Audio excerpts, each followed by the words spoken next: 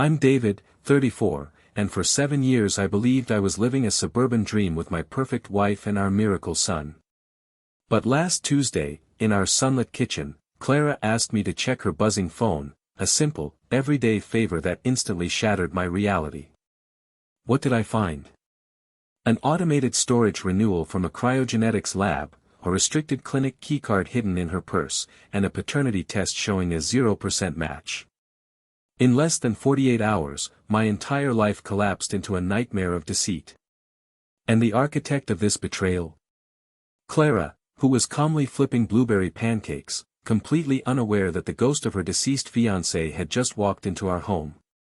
Before I do, take a moment to like and subscribe, but only if this story earns it. Drop your city and your local time in the comments. I like knowing who's out there. The morning sun filtered through the tall colonial windows of our kitchen, casting a warm, golden glow over the polished hardwood floor. The rich, comforting aroma of freshly brewed hazelnut coffee filled the air, blending seamlessly with the sweet scent of pancake batter sizzling on the cast-iron griddle. Clara sat at the kitchen island, her thick chestnut hair tied back in a loose, messy bun, humming a soft, wordless melody as she fed our 10-month-old son, Toby.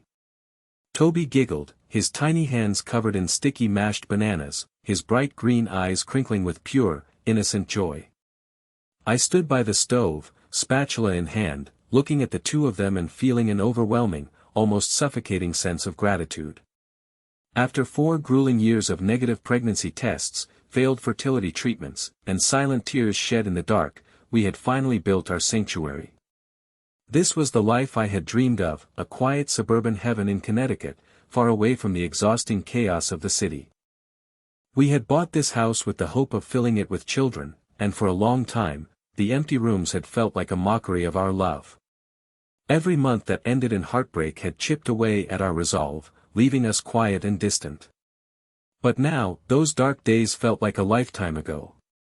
Clara looked up at me, her eyes shining with warmth, and blew me a playful kiss.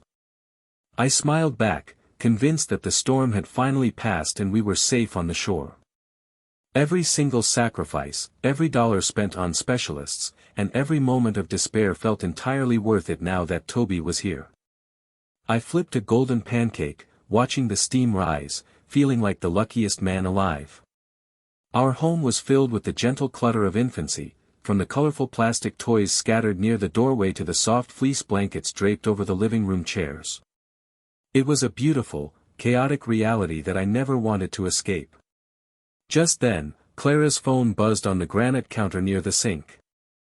She was busy wiping Toby's messy face with a damp cloth, trying to catch his flailing hands, so she glanced over her shoulder and asked me to check the notification for her. I set the spatula down and picked up the sleek black device, expecting a text from her mother about weekend plans or perhaps a routine grocery delivery notification. Instead, the screen lit up to display an automated email preview from Beacon Cryogenetics. The subject line, clearly visible in the notification bubble, read, "Storage account renewal confirmation for Julian Vance, deceased." My chest tightened instantly, a cold shock of adrenaline rushing through my veins. The name Julian Vance was a ghost I thought we had buried years ago, a shadow from Clara's past that was never supposed to touch our present. He had been her first love, her fiancé who passed away in a tragic accident long before I entered the picture. She had kept only a single photograph of him, locked away in a drawer, or so I had believed. My fingers trembled as I stared at the screen, the warm, sunlit kitchen suddenly feeling freezing cold and distant. The spatula slipped from my hand, clattering loudly against the hot griddle, but I could not take my eyes off those words. Clara turned around at the sound of the metal hitting the stove, her smile faltering as she saw the expression on my face, and in that split second, the peaceful harmony of our perfect morning shattered into 1,000 jagged pieces. Clara had snatched the phone from my hand with a nervous laugh that morning, murmuring something about a spam email before quickly changing the subject and busying herself with Toby.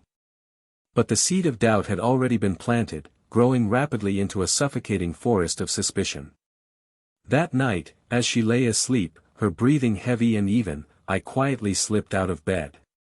My heart hammered against my ribs as I searched her purse, my fingers brushing against a hard, plastic card buried deep in the inner pocket. It was a high-security electronic keycard for the restricted access wing of the Beacon Fertility Clinic, stamped with Julian Vance's estate authorization code. I stared at it in the moonlight, my blood running cold. The next morning, a heavy silence hung between us as Clara prepared to leave for her weekly Mommy and Me music class with Toby. I watched her buckle our 10-month-old son into his car seat, forcing a stiff smile as she waved goodbye from the driveway. The moment her car disappeared around the corner of our quiet suburban street, I grabbed the keycard from my pocket and drove toward the city, my hands gripping the steering wheel so tightly my knuckles turned white. The autumn leaves blurred past, a smear of gold and crimson that felt entirely disconnected from the gray void expanding inside my chest.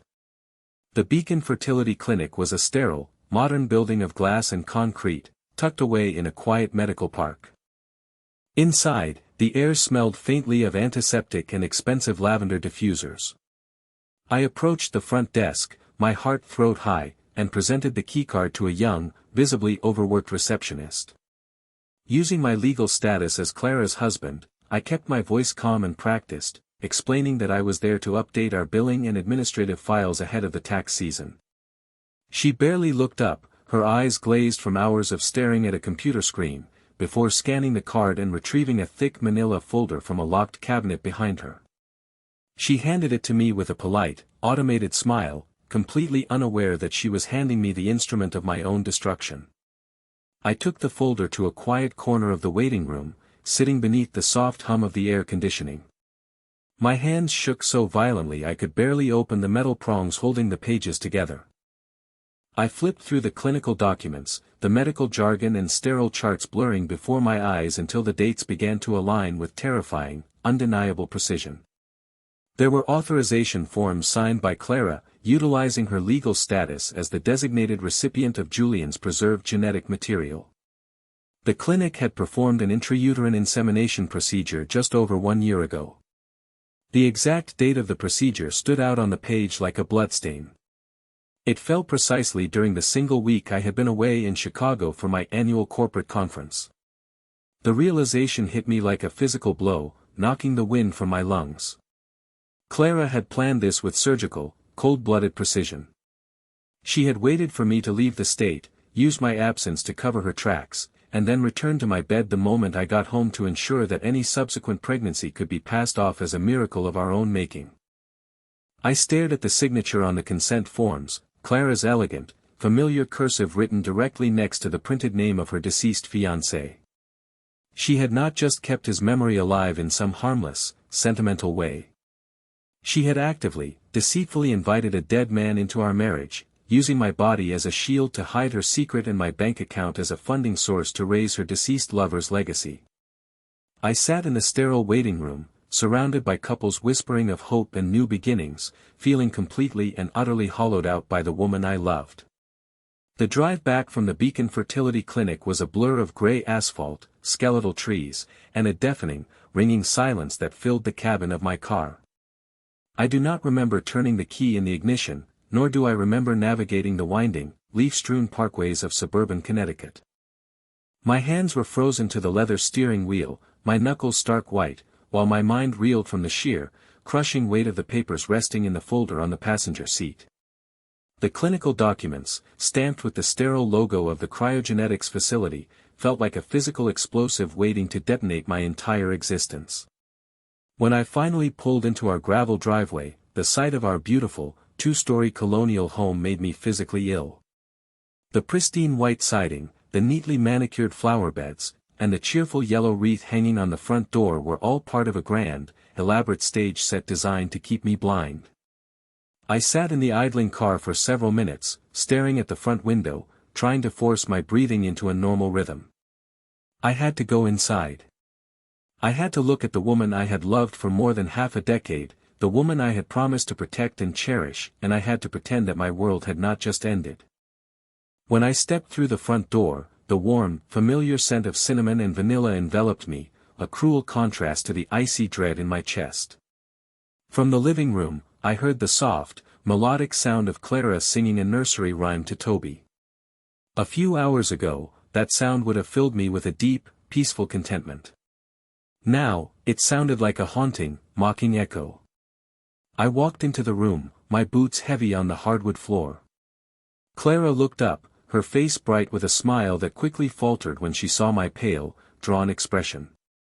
She asked me if everything was all right, her voice laced with that subtle, hypervigilant caution I had only recently begun to notice.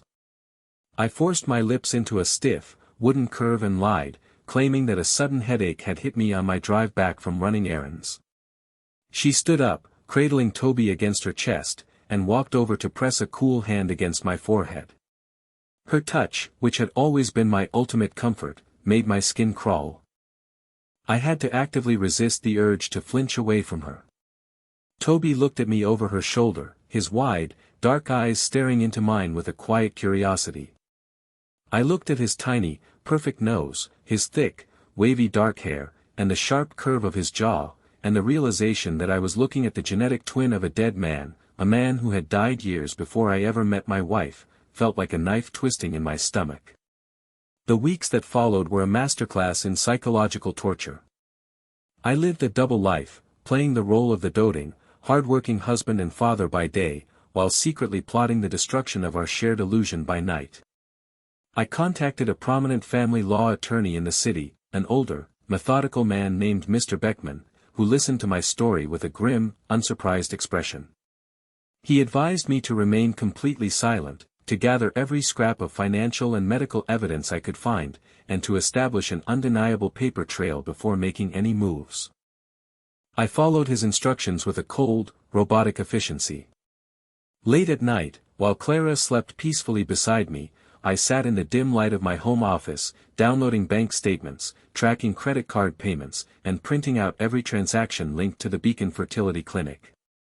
I found payments dating back to the exact week of my business trip to Chicago, a trip during which Clara had supposedly been staying with her parents. The financial records painted a picture of absolute, calculated betrayal. She had used our joint savings account, the money we had built together for our future, to pay for the storage, thawing, and insemination of her deceased fiancé's genetic material. To ensure there was absolutely no room for doubt or legal maneuvering, I ordered a private, home DNA paternity test. I waited for a morning when Clara was out grocery shopping, my heart pounding in my ears as I carefully swiped a sterile cotton swab inside Toby's cheek while he napped in his crib. Sending the package to the laboratory felt like signing a death warrant for my own happiness, but I needed the final, absolute truth.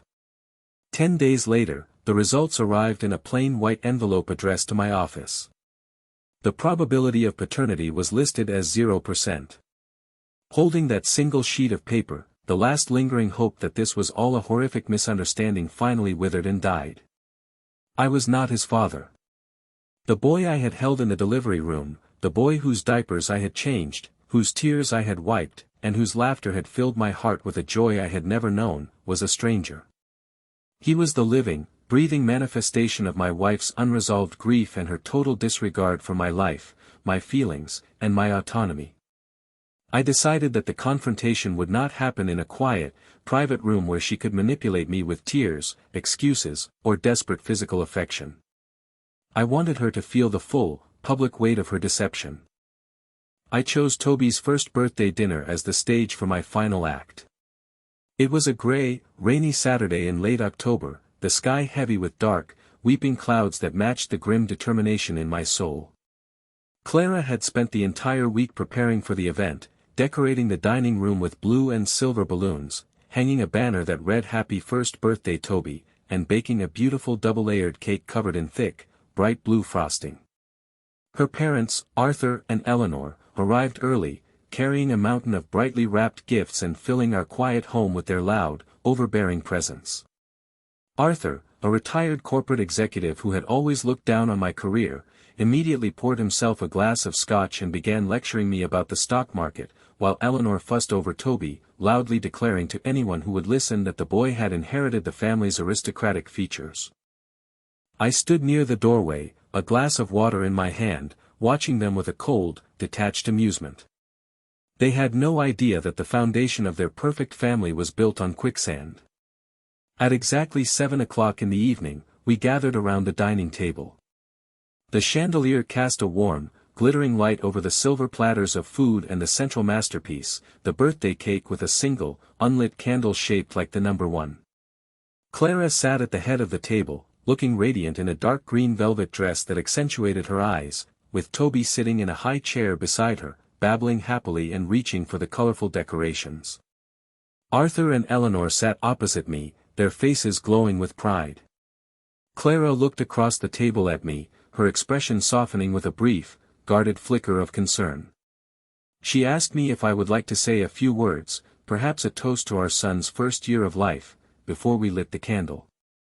The room grew quiet, the gentle patter of rain against the windowpane the only sound in the background. I stood up slowly, smoothing the front of my button-down shirt. I reached into my jacket pocket and pulled out a thick, legal-sized manila folder, setting it down in the center of the table, right next to the pristine blue cake. Clara's eyes immediately darted to the folder, her smile freezing as she recognized the clinical markings on the cover. Arthur frowned, setting his glass down with a sharp click. He asked me what this was, his voice dripping with irritation at my dramatic gesture. I looked at him, then at Eleanor, and finally, my gaze settled on Clara, whose face had drained of all color, leaving her looking like a ghost in her beautiful green dress.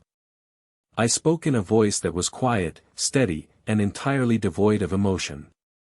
I told them that I wanted to share a story about how Toby came into this world. I explained that for 5 years, Clara and I had tried to conceive, visiting doctor after doctor, enduring endless tests that all declared us perfectly healthy, yet we remained childless. I reminded Clara, out loud, of the afternoon she had begged me to consider a donor, and how I had firmly refused, explaining that I wanted our child to be ours, a true blending of our lives. Arthur stood up, his face reddening as he slammed his hand on the table, demanding that I stop this nonsense and sit down. But I did not stop. I opened the folder and began laying out the documents one by one, sliding them across the polished wood table like playing cards in a high-stakes game. "Here is the contract with the Beacon Fertility Clinic," I said, my voice cutting through the rising tension in the room. "Here are the storage renewal fees for the genetic material of Julian Vance, your daughter's deceased fiancé. And here," I continued, sliding the bank statements forward, "are the payments made from our joint savings account, authorized by Clara during the exact week I was away on a business trip in Chicago. And finally, I placed the DNA test results directly in front of Arthur. Here is the proof that I am not Toby's biological father. Your daughter went behind my back, used her dead lover's frozen sperm to impregnate herself, and then lied to me, to you, and to the state of Connecticut, forcing me to sign a birth certificate under false pretenses." A suffocating, stunned silence fell over the room. The air felt thick, heavy with the sudden, violent destruction of our family's reality. Eleanor let out a sharp, strangled gasp, her hand flying to her mouth as she stared at the DNA results. Arthur's jaw dropped, his eyes darting between the papers and his daughter, his previous bluster completely evaporating. Clara sat frozen, her lips parted in a silent, desperate plea, tears welling in her eyes and spilling over her pale cheeks. Toby, oblivious to the horror surrounding him, let out a happy squeal and smeared a handful of blue frosting across his cheek. Arthur was the first to break the silence, his voice trembling with a mixture of shock and defensive rage. He looked at me, his eyes wild, and claimed that this had to be some kind of sick, fabricated joke, a desperate attempt to get out of my responsibilities because I was jealous of a dead man. He accused me of being a coward, a pathetic excuse for a husband who would ruin his own son's birthday celebration with cheap, forged documents. But the evidence was too clear, the clinical stamps and signatures undeniable. He turned to Clara, his voice cracking as he begged her to tell him that it was all a lie, that this was some kind of horrible misunderstanding. Clara could not speak.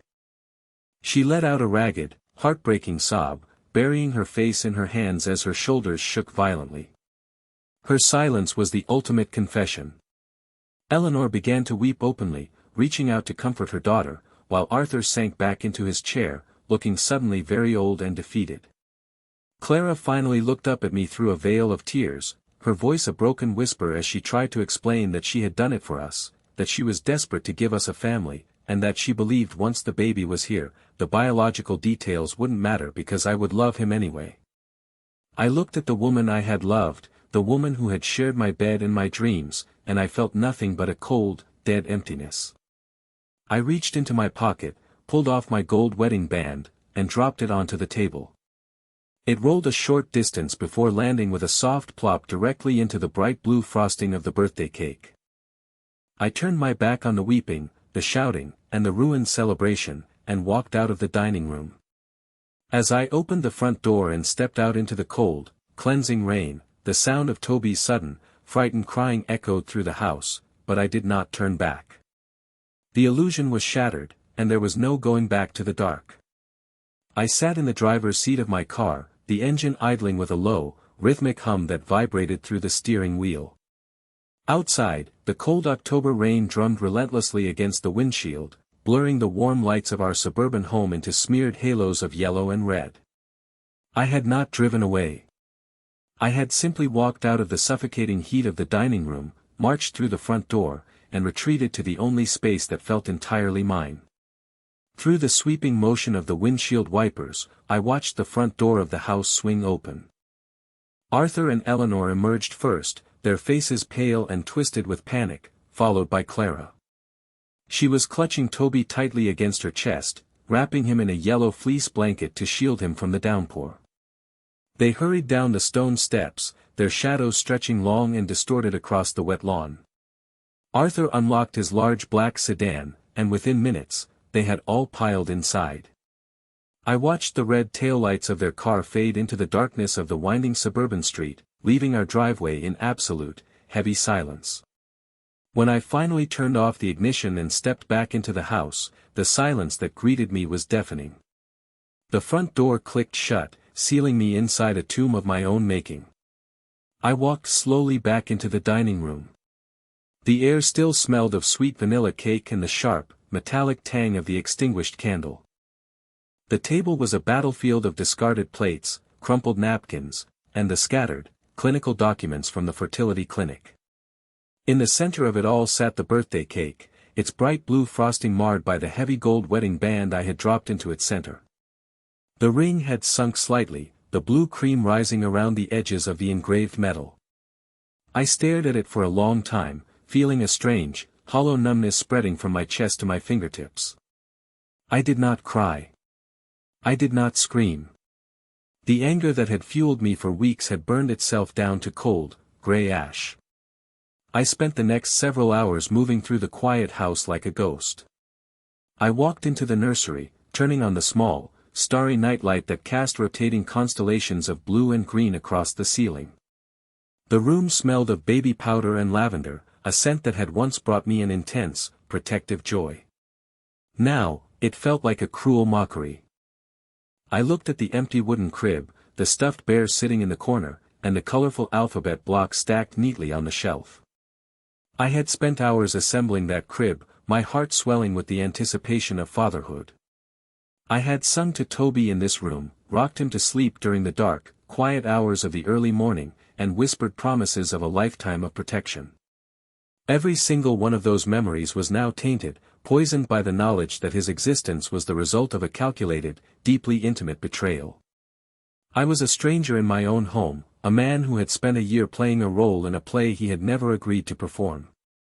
It was nearly 1 o'clock in the morning when the sharp, sudden ringing of my cell phone shattered the silence. I pulled the device from my pocket, my heart skipping a beat as I saw the name of David, a close friend and former colleague who had been at the party, flashing on the screen. I hesitated for a moment before pressing the phone to my ear. David's voice was tense, filled with a mixture of awkwardness and genuine concern. He told me that he had just received a call from Eleanor.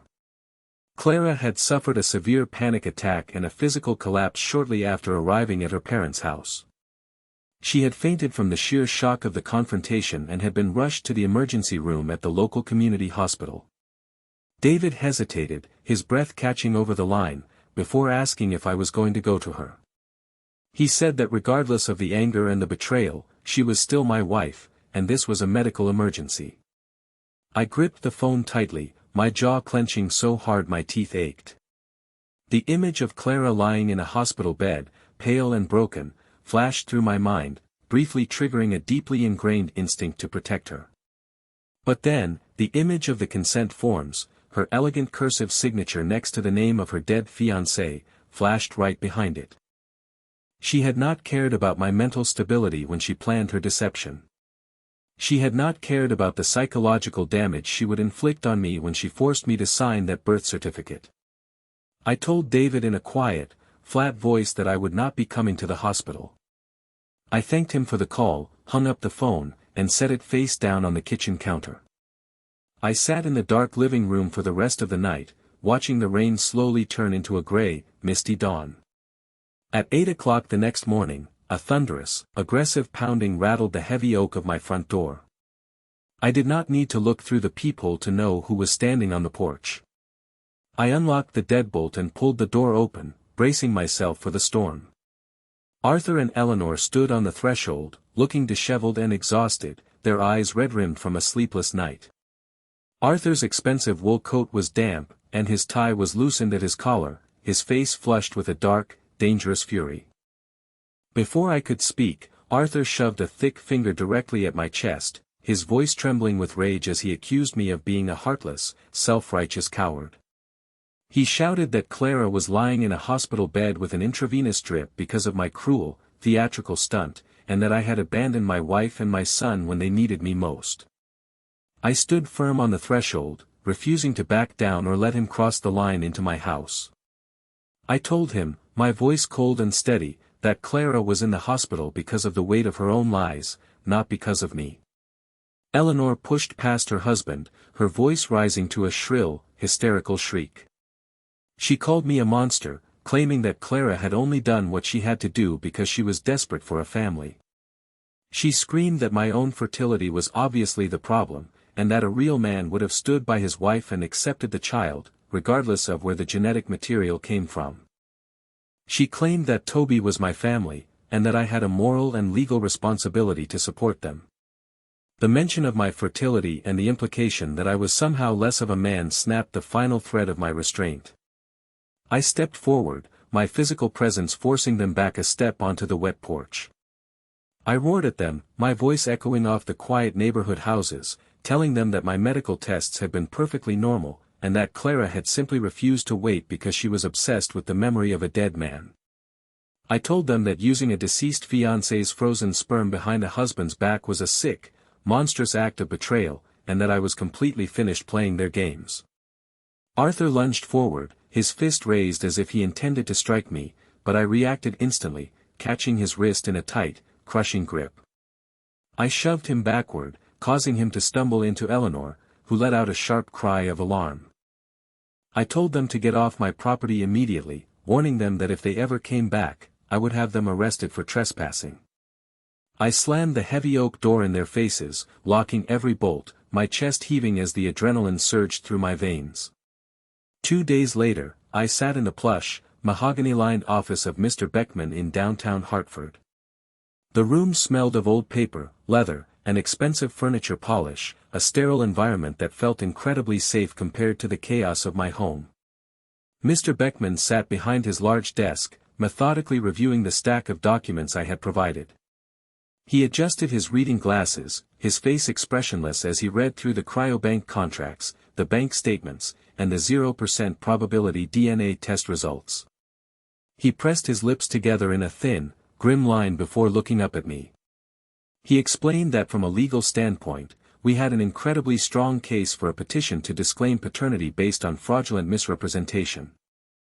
He noted that Clara had actively and deliberately deceived me, forging my implied consent by presenting the child as my biological offspring, which constituted clear paternity fraud.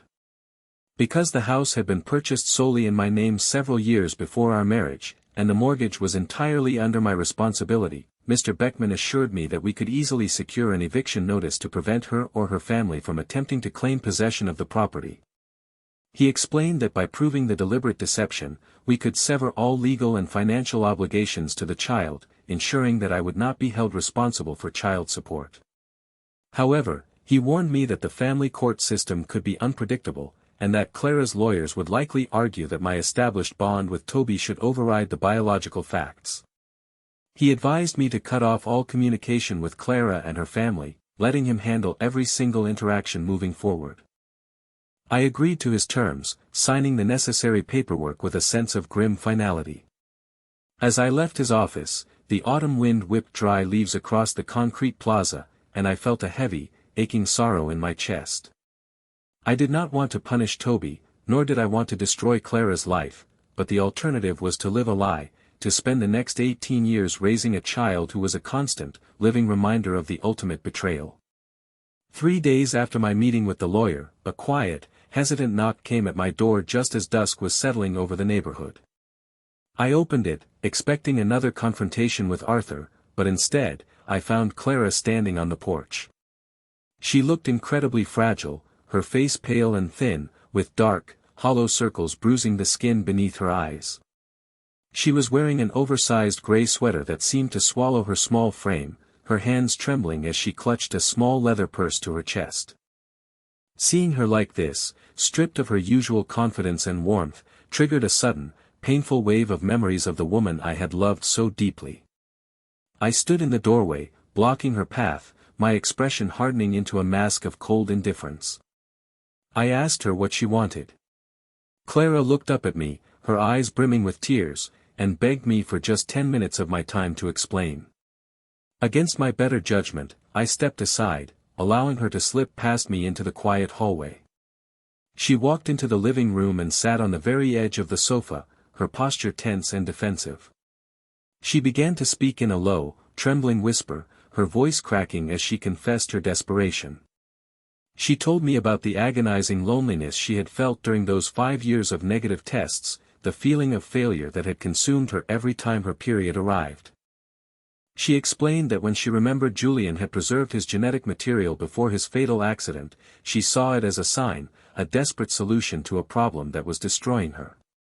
She claimed she had convinced herself that because Julian was gone, he was not a threat to our marriage, and that once the baby was born, I would love him so much that the truth wouldn't matter. She wept silently, her shoulders shaking as she begged me not to drag this through the public courts, claiming that she was already facing massive hospital bills and that her parents could not afford a lengthy legal battle. She begged me to consider therapy, to find some way to salvage a relationship, or at least to remain a father figure to Toby, who had already bonded with me. I listened to her words, but they felt distant, like a broadcast from a world that no longer existed. I looked at her and told her that the child I had bonded with was an illusion, a character in a lie she had written. I told her that she had stolen my choice, my trust, and my future, all to satisfy her own selfish desires. I stood up, walking to the front door and opening it wide, letting the cold evening air rush into the warm house. I told her to leave, and that the next time she wanted to speak to me, she could do so through my attorney. Clara stood up slowly, her face etched with a profound, hopeless heartbreak, and walked out into the gathering dark without another word. The echo of the front door clicking shut behind Clara seemed to linger in the hallway for days, a cold, vibrating note that refused to fade. In the week that followed her desperate visit, the autumn weather turned sharply, skipping the gentle transition of late October and plunging straight into a gray, biting November chill. The vibrant reds and golds of the Connecticut woods died overnight, turning into a brittle, skeletal brown that rattled in the high winds. I spent my evening sitting in the quiet of the living room, watching the dry oak leaves scrape claw-like against the glass of the bay windows. The house, which had once felt like a warm, breathing sanctuary, had transformed into a hollow fortress of silence. Every corner held a phantom sound, a phantom scent. I would startle at the imaginary sound of a baby's soft babble from the floorboards above, or the faint, sweet aroma of baby lotion drifting from the hallway closet, only to be pulled back to the freezing reality that I was entirely alone in a house built on a foundation of ash. The legal machinery, once set in motion by Mr. Beckman, moved with a terrifying, silent momentum. Within 10 days of Clara's visit, the formal divorce petition and a preliminary eviction notice were officially served to her at her parents' residence. Because the colonial house had been purchased solely in my name 2 years before our wedding, and the mortgage remained entirely my financial responsibility, Mr. Beckman had acted swiftly to secure my sole occupancy rights. It was a cold, defensive maneuver, a legal wall erected to ensure Clara could not attempt to re-enter the home and claim a status of shared domestic residence. The day the locksmith arrived to change the deadbolts was one of the loneliest days of my life. I stood on the porch, watching the man work, the metallic clicking of the new tumblers sounding like the final, definitive locking of a cell door. My marriage was dead, my family was a fiction, and the very keys in my pocket now felt like stolen property. The reaction from Clara's family was immediate, hostile, and relentless. Arthur and Eleanor did not accept the legal filings in silence. Instead, they launched an aggressive, scorched-earth campaign designed to break my resolve and force me into submission. My phone became a source of constant anxiety, buzzing at all hours of the night with blocked numbers and frantic, venomous voicemails. I set my device to record every call, saving the audio files in a hidden folder on my computer, just as Mr. Beckman had instructed. Arthur's voice, usually so controlled and corporate, would boom through the speaker, thick with rage and scotch, promising to spend every single penny of his retirement fund to ensure I was left financially ruined. He called me a pathetic, fragile little man who was hiding behind DNA results because I lacked the courage to be a real husband. Eleanor's messages were different, filled with a high-pitched, hysterical weeping that quickly morphed into vicious curses. She accused me of abandoning a helpless infant, of throwing her daughter onto the street, and threatened to take the story to the local newspapers and my employers, promising to smear my name across the entire county until I could never show my face in Connecticut again. I did not reply to a single message. I simply saved the files, my hands trembling as I clicked the mouse, and forwarded them to my lawyer's office. But the psychological toll was immense. The whispers had already begun at my office. A few of our mutual friends, people we had hosted for summer barbecues and holiday dinners, stopped returning my texts. I noticed the subtle, lingering looks from colleagues in the hallway, the sudden silences that fell over the break room when I walked in. Clara's parents were true to their word, they were spreading a carefully constructed narrative of a cruel, unstable husband who had suffered a psychological breakdown and abandoned his innocent wife and newborn son over a paranoid delusion. I had the biological truth on my side, but in the court of public opinion, truth was a flimsy shield against the powerful image of a weeping mother and a fatherless baby. To escape the suffocating silence of the house, I forced myself to begin the agonizing process of packing up Clara and Toby's remaining belongings. I bought dozens of heavy cardboard boxes from a local hardware store, stacking them in the hallway like a row of blank, brown headstones. Entering the nursery was a physical trial. I stood in the doorway for a long time, the starry nightlight still plugged into the wall, casting its faint, rotating green constellations across the empty crib. I began with the closet, pulling down tiny hangers holding soft cotton onesies, miniature denim jackets, and hooded sweaters with little bear ears on the hoods. Each item felt like a physical weight in my hands. I held a pair of tiny, knitted blue booties, no larger than my thumb, and felt a sudden, violent sob tear from my throat. I had loved this boy. I had held him in the middle of the night, feeling his warm, rapid breath against my neck, promising him that I would always be there to catch him if he fell. The realization that those feelings of fatherly devotion were real, even if the biology was a lie, was a paradox that threatened to tear my mind apart.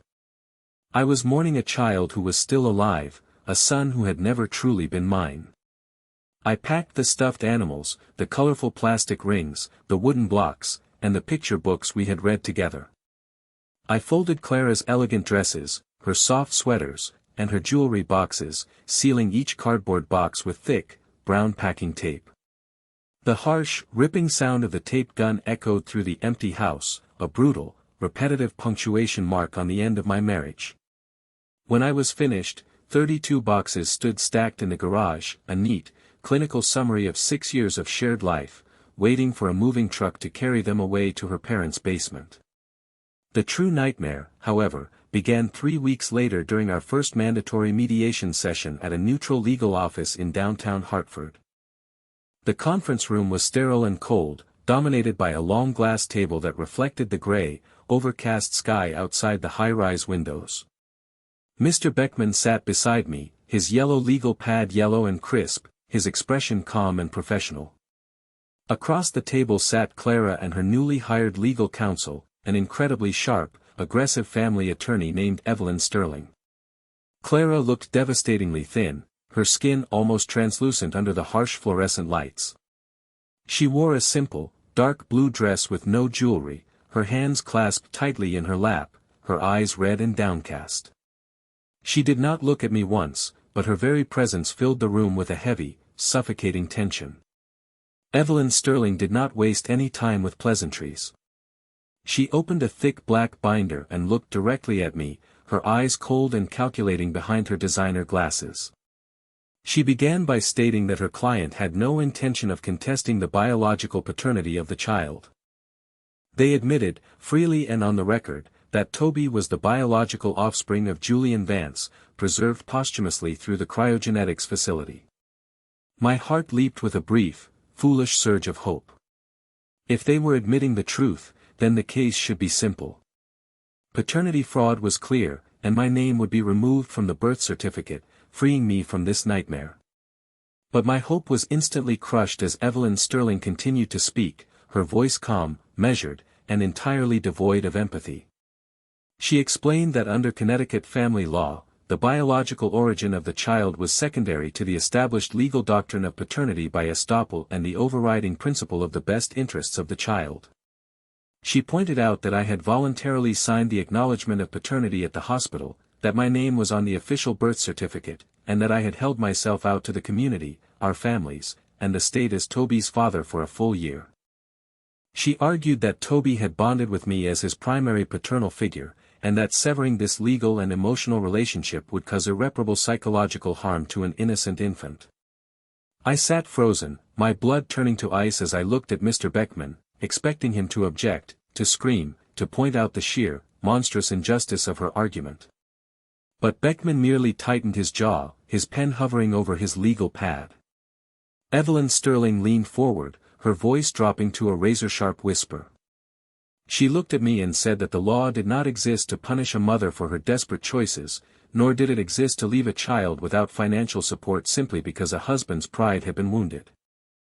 She stated that they would be petitioning the court not only to maintain my legal status as Toby's father, but also to award Clara substantial temporary spousal support, full custody of the child, and exclusive possession of our marital home during the pendency of the divorce, arguing that moving Toby from his established home would be detrimental to his development.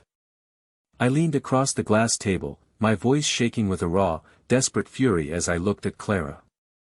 I asked her how she could sit there and let her lawyer say those things, how she could try to force me to pay for the child of the man she had preferred over me, the man she had secretly brought into our bed. Clara let out a soft, choked sob, burying her face in her hands, but she did not speak. Evelyn Sterling immediately intervened, warning me to direct my comments to her and threatening to terminate the session and report my aggressive behavior to the presiding judge. Mr. Beckman put a firm, cautioning hand on my forearm, leaning in to whisper in my ear. He told me to calm down, warning me that the family court system in this state was notoriously protective of mothers and children, and that if I lost my temper, I would play right into their hands. He explained that Sterling was using a well-established, brutal legal strategy. They were trapping me in a web of my own love and devotion. Because I had loved Toby, because I had cared for him and acted as his father, the law could now use that love as a weapon to bind me to him financially for the next 18 years. I was being punished for being a good husband and a loving father. If I had been cold, distant, and uncaring from the very beginning, I would have had a better chance of escaping. The mediation session ended without an agreement, leaving the air in the conference room thick with unresolved hostility. As we walked out of the building into the biting November wind, Mr. Beckman looked at me with a solemn, exhausted expression. He told me that we were facing a very difficult, uphill battle. The legal system, he explained, was not a court of morality, it was a court of administration.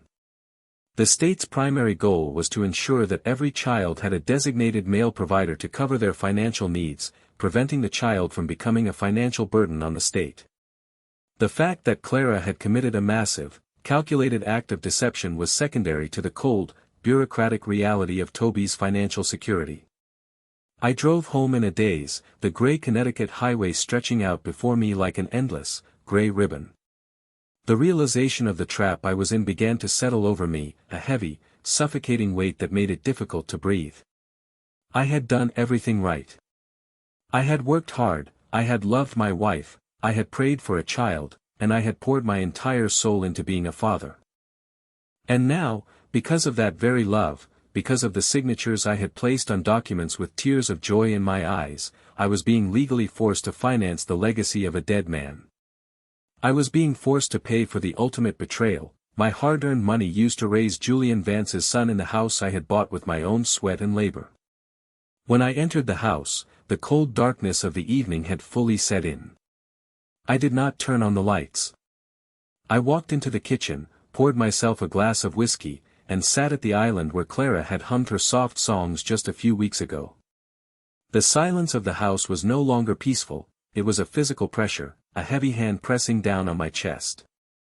I looked toward the hallway, where the 32 cardboard boxes stood stacked in the shadows, waiting for the moving truck. The final court date was set for the first week of December, and as I sat in the dark, listening to the winter wind howl through the bare branches of the trees outside, I realized that the battle for my life, my freedom, and my sanity was only just beginning, and the law was not on my side. The first week of December arrived with a bitter, bone-chilling frost that turned the puddles on the Hartford streets into jagged sheets of dark ice. The sky above the city was a heavy, slate-gray dome, promising a mixture of freezing rain and snow that threatened to paralyze the morning commute. I sat in the passenger seat of Mr. Beckman's sedan, my eyes fixed on the rhythmic, sweeping motion of the windshield wipers as they cleared the thin layer of sleet from the glass. I had not slept more than 2 hours a night for the past fortnight. Every time I closed my eyes, I was back in the dining room, watching my wedding ring sink slowly into the blue frosting of a ruined birthday cake, or I was in the nursery, packing tiny cotton sweaters into blank cardboard boxes. My mind was a battlefield of exhaustion and raw, desperate hope. Despite my lawyer's grim warnings about the conservative, child-centric nature of the state family courts, a stubborn, naive part of me still believed that the truth would set me free. Surely, I told myself, no judge with a shred of human decency could look at the evidence of Clara's calculated betrayal and force me to pay for it.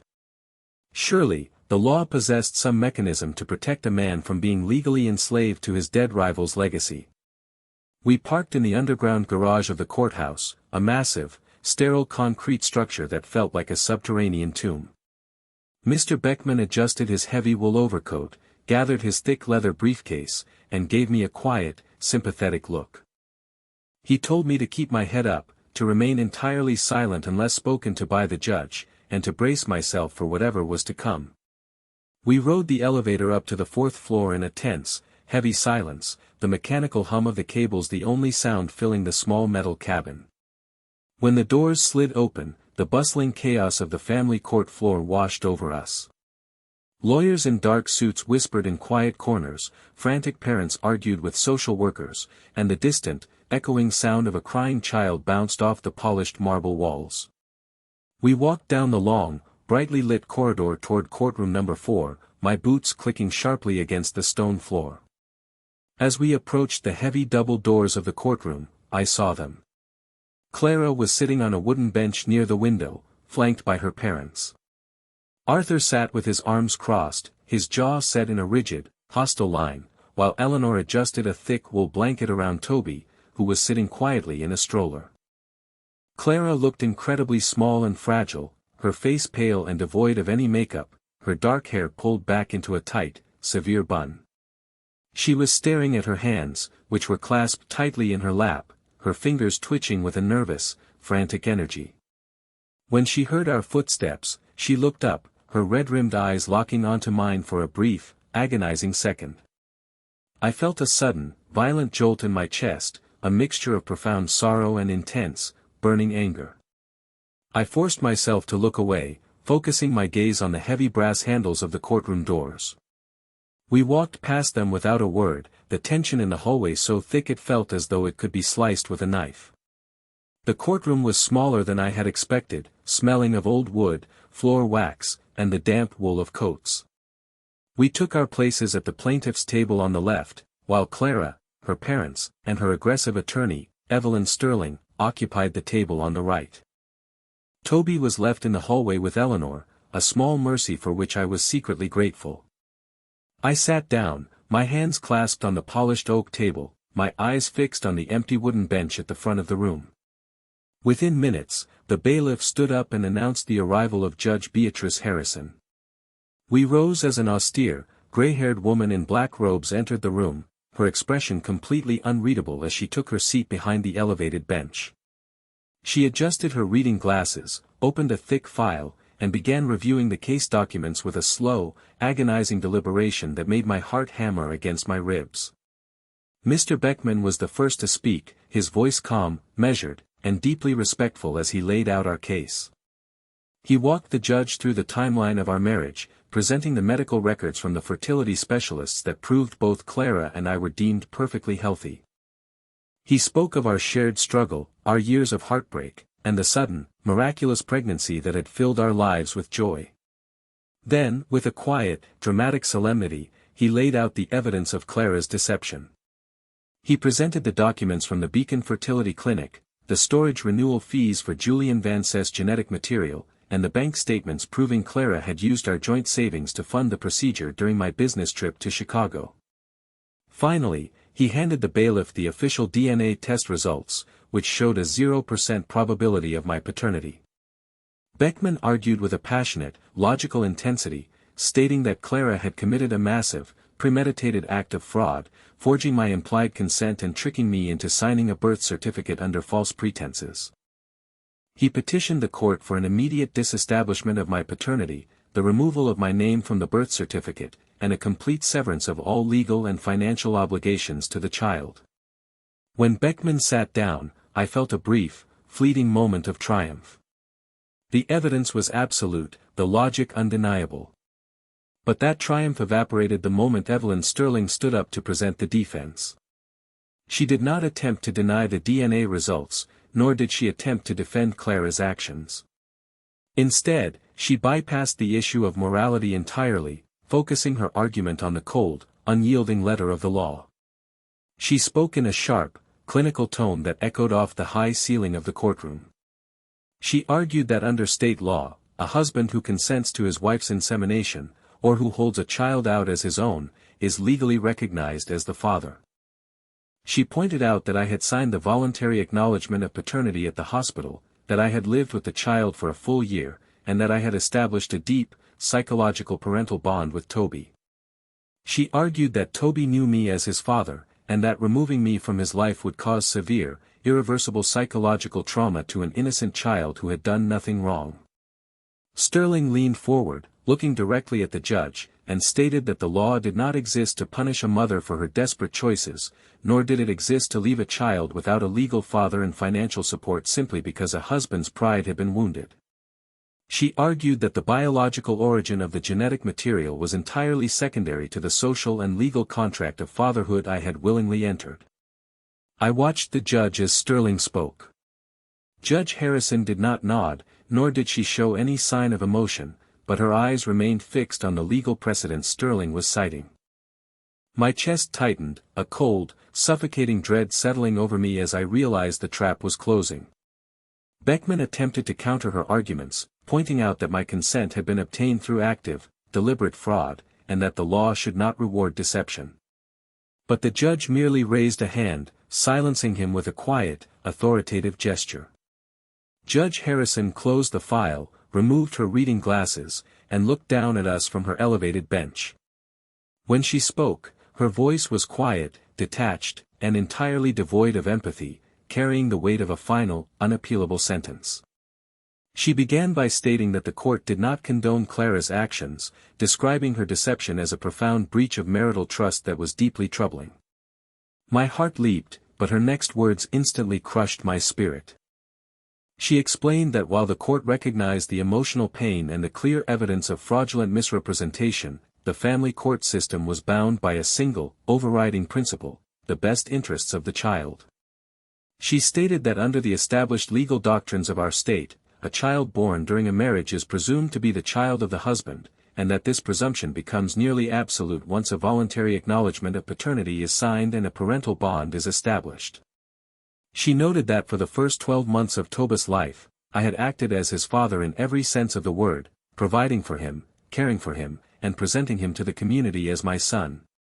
To disestablish paternity now, she ruled, would leave the child legally fatherless, stripping him of his right to financial support and inheritance, and causing him significant developmental harm. She declared that the biological origin of the genetic material was secondary to the social contract of fatherhood I had unwittingly but voluntarily entered. The judge then delivered the final, devastating details of her ruling. The petition to disclaim paternity was denied. I was legally designated as Toba's father, with all the corresponding rights and responsibilities. The divorce was granted on the grounds of irreconcilable differences, but because Clara had no independent income and was the primary caregiver of an infant, she was awarded exclusive possession of our colonial home for the next 18 years, or until Toby reached the age of majority. I was ordered to vacate the premises immediately, leaving behind all major appliances and furniture. Furthermore, I was ordered to pay substantial monthly child support payments, calculated based on my corporate salary, for the next 18 years, as well as cover Clara's extensive legal fees, which amounted to tens of thousands of dollars. The words washed over me like a freezing wave, numbing my senses until I could barely hear the sound of the judge's gavel hitting the wooden block. The trial was over. The law had spoken, and it had decided that my love, my trust, and my hard work were to be used as weapons against me. I was being legally forced to finance the upbringing of my dead fiancé's child, paying for the ultimate betrayal with my own sweat and labor for nearly 2 decades. I sat frozen in my chair, my eyes staring blankly at the polished wood of the table, while Beckman packed his files with a quiet, defeated sigh. On the other side of the room, Clara let out a soft, weeping sigh of relief, leaning against her mother as Eleanor wrapped her arms around her. Arthur stood up, a smug, triumphant smile spreading across his face as he looked over at me, his eyes filled with a cruel, silent satisfaction. They had won. They had used my own decency, my own desire to be a father, to trap me in a lifetime of financial servitude. They had taken my home, my savings, and my future, leaving me with nothing but the legal obligation to pay for their lies. I stood up slowly, my legs feeling like lead, and walked out of the courtroom.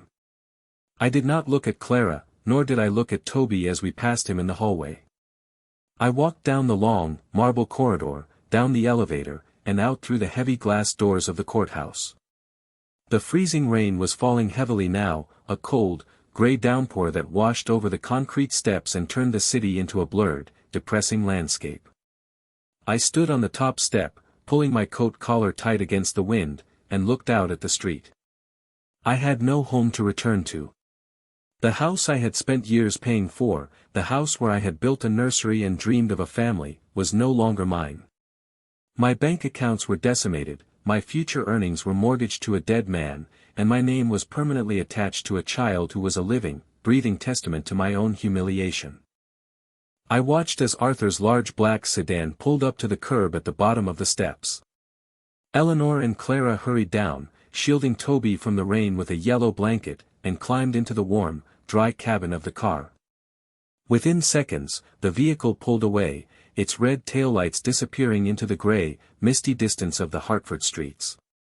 I stood alone in the pouring rain, financially ruined, legally trapped, and utterly homeless, a permanent captive to a lie I had done nothing to deserve.